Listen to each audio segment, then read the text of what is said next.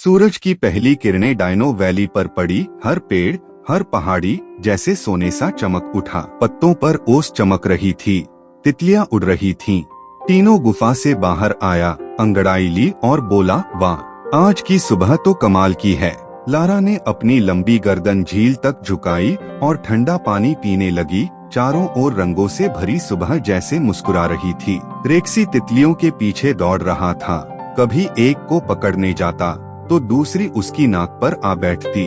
Milo फूलों के बीच लोटपोट हो रहा था। चारों ओर रंग बिरंगी पंखुड़ियां उड़ रही थीं और उसकी हंसी हवा में गूंज रही थी। ब्रूटो धीरे धीरे चलता गया। उसकी पूंछ से पत्ते हिलते रहे, जैसे वो हर कदम के साथ धरती को कहानी सुना रहा हो। सब दोस्त नदी के किनारे मिले। हर चेहरा खुशी से चमक रहा था, जैसे पूरी घाटी उनकी हंसी में घुल गई हो। रेक्सी ने पुकारा, तैयार। सब हंसते हुए लाइन में खड़े हो गए और दौड़ शुरू। फिर सब हवा की तरह भाग पड़े। वे दौड़ पड़े झरने की ओर। हंसी, हवा और खुशियों की आवाजें घाटी में गूंज उठीं। दौड़ के बाद सब दोस्त झरने के पास नाश्ता करने बैठे। कोई पत्ते खा रहा था, कोई फल, और सबके चेहरों पर मुस्कान थी। सब मिलकर गाना गा रहे थे। धीरे धीरे सुबह की नरम रोशनी तेज दिन में बदल गई। घाटी चमक उठी और सब दोस्त आसमान की ओर देखकर मुस्कुरा उठे। अचानक आसमान में एक चमकती लकीर दिखी। पहले तो सबने सोचा ये कोई तारा है, पर ब्रूटो ने धीरे से कहा, ये कुछ और है। आसमान की रोशनी अब और तेज हो गई थी, इतनी की घाटी भी सुनहरी लगने लगी। पर सबके मन में एक सवाल था, ये रोशनी आखिर है क्या? माइलो हंसकर बोला, शायद ये नया तारा है। बाकी सबने उसकी ओर देखा, जैसे कुछ पल के लिए डर भी भूल गए। हवा चलने लगी, पेड़ झूम उठे, पत्तियां उड़ने लगी। टीनो बोला, ये कैसी हवा है? और ब्रूटो ने कहा, कुछ बड़ा आने वाला है। रात हो चुकी थी, पर अंधेरा नहीं था। आसमान खुद चमक रहा था। सबने मिलकर ऊपर देखा और वो पल जैसे जादू और डर दोनों का था। जैसे प्रकृति खुद कह रही हो, कुछ बहुत बड़ा होने वाला है। दूर पहाड़ों से धुआं उठने लगा, जैसे धरती का दिल जलने लगा हो।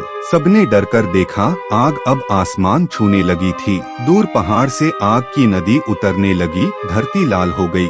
सबने देखा जैसे आसमान भी जल उठा हो। माइलो ने धीरे से कहा, अब क्या होगा? आसमान में रोशनी की लकीरें दौड़ने लगी।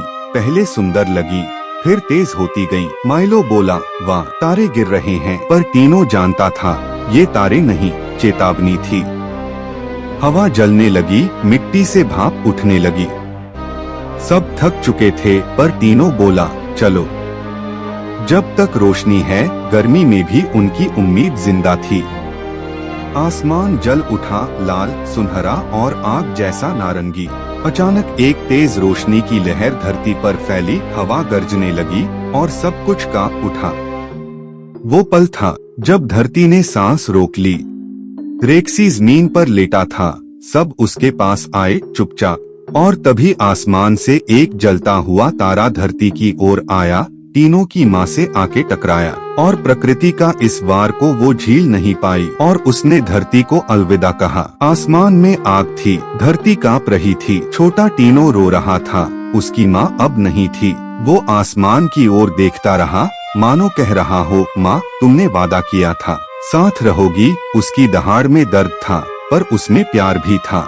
और तभी आकाश से वह आखिरी एस्टेरॉयड टूटता हुआ धरती की ओर आया। एक ऐसी आग जिसने न सिर्फ जमीन को जला दिया, बल्कि डायनासोरों की उस आखिरी नस्ल को भी हमेशा के लिए खामोश कर दिया। यह कोई साधारण पत्थर नहीं था। यह एक विशाल एस्टेरॉयड था, लगभग 10 से 12 किलोमीटर चौड़ा, जो अंतरिक्ष की गहराइयों से धरती की ओर बढ़ रहा था। करीब 65 मिलियन साल पहले जब यह पृथ्वी से टकराया, तो इसकी ताकत अरबों परमाणु बमों के बराबर थी।